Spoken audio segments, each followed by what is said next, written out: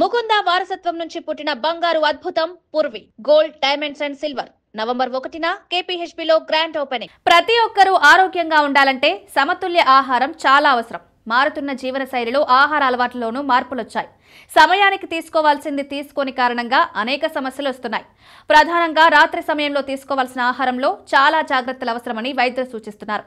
40 ఏళ్లు దాటిన వారు మరింతగా రాత్రిపూట ఆహారం విషయంలో అప్రమత్తంగా ఉండాలి. దీంతో అసలు రాత్రి సమయంలో ఏ ఆహారం తీసుకోవాలి, వేటికి దూరంగా ఉండాలనే సందేహాలపైన నిపుణులు స్పష్టతనిస్తున్నారు. కొందరు రాత్రిపూట తినకూడని ఆహారాలను కూడా తింటుంటారు. ఇలా చేస్తే ఆరోగ్యానికి హాని కలుగుతుంది. కొన్ని ఆహారాలను రాత్రిపూట ఎట్టి పరిస్థితుల్లోనూ తీసుకోకూడదు. రాత్రిపూట తేలిగ్గా జీర్ణమయ్యే ఆహారాలని తినాల్సి ఉంటుంది. ఇక పిండి పదార్థాలుండే ఆహారాలను వీలైనంత వరకు మధ్యాహ్నం పూటే ఎక్కువగా తినాలి. పిండి పదార్థాలుండే ఆహారాలను రాత్రిపూట అధికంగా తింటే పొట్టలో అసౌకర్యం ఏర్పడే అవకాశాలుంటాయి.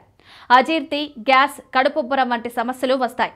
డయాబెటీస్ వచ్చే అవకాశాలు ఉంటాయి. ప్రోటీన్లుండే ఆహారాలను కూడా రాత్రిపూట తక్కువగా తినాలి. చాలా మంది రాత్రిపూట మాంసం అధిక మొత్తంలో తింటారు. ఇది శరీరానికి చేటు చేస్తుంది. మాంసాన్ని కేవలం ఉదయం, మధ్యాహ్నం మాత్రమే అధికంగా తినాలి. అజీర్తి, గ్యాస్, కడుపుబ్బరం, మలబద్ధకం ఏర్పడతాయి. కొవ్వు పదార్థాలను కూడా రాత్రిపూట తినకూడదు. ఆ సమయంలో వీటిని శరీరం జీర్ణం చేసుకోవడం చాలా కష్టమవుతుంది. ఇక రాత్రిపూట ఆకుకూరలు, కూరగాయలు, పప్పు దినుసులు, గింజలు, విత్తనాలు వంటి ఆహారాలు తినవచ్చు. చిరుధాన్యాలతో చేసిన ఆహారాలైతే మంచిది. రాగులు, జొన్నలు, సజ్జలు, అరికలు, సామలు, ఊదలు, కొర్రలు వంటి చిరుధాన్యాలను రాత్రిపూట తింటే మేలు జరుగుతుంది.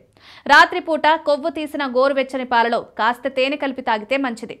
అల్లం రసం లేదా యాలక పొడి అయినా కలిపి తాగవచ్చు. రాత్రిపూట ఆహారంలో దాల్చిన చెక్క పొడి, సోంపు గింజల పొడి, మెంతుల పొడి, యాలకుల పొడిని తీసుకోవడం వల్ల ఎంతో మేలు జరుగుతుంది. అనేక వ్యాధులను తగ్గించుకోవచ్చు. రాత్రిపూట భోజనాన్ని 7:30-8 గంటలలోపు ముగిస్తే మంచిది. దీంతో తిండికి నిద్రకు మధ్య విరామం ఉంటుంది. నిద్ర చక్కగా పడుతుందని ఆయుర్వేద వైద్యులు సూచనలు చేస్తున్నారు.